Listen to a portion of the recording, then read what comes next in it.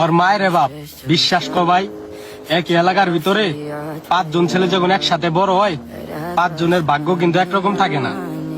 হয়তো কেউ জন্মের পরে বাবার ধন সম্পদ পাওয়া যায়, হয়তো কেউ টিনের চালের ফোঁটা দিয়ে বৃষ্টির পানিতে ভিজে রাত কাটায়। কিন্তু ভাই, দিন শেষে সবাই কিন্তু সফল হওয়ার জন্য দিন রাত পরিশ্রম করে। কিন্তু ওই যে যে বেকার, তার কি শুনতে হয় শুনবা? আরে তোমার ছেলে ঘরে বসে থাকে, আমার ছেলে তো বিদেশ যাইয়া বছরে 6-7 লাখ টাকা পালায়। ঠিক আছে না? হয় না? এলাকার পাশে যে আত্মীয় স্বজন থাকে, খোঁচা মারি না, যাদের খায়া দেওয়ার কোনো কাম নাই, তারাই এসে এইসব কথা বলে। কিন্তু ভাই, তাদেরকে বলো আপনার ছেলের দিয়ে একটা ভিসা বাই করেন, যে ভিসা দিয়ে আমার বিদেশ নিয়ে যান, আমিও কিছু টাকা ইনকাম করি।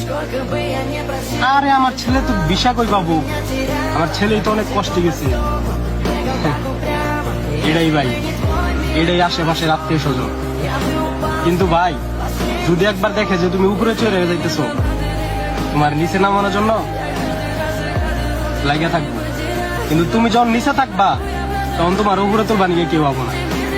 তাই ভাই, এইসব মানুষের কথা কোনোদিনই বলা যাবে না, এই জায়গায় রাখতে হবে।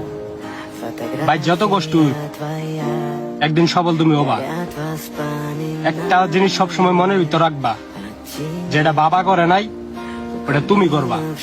ঠিক আছে? ওটা তোমার দেবো। যে মানুষগুলো এই যে কথা বলতেছে না, এই কথাগুলা এই দিক দিয়ে শুনে এই দিক দিয়ে বাই করে দিলে হইব না। এই যে এখানে রাখতে হইব, বুঝছো? এই কথার জবাব দিতে হইব, আর তুমি দিবা।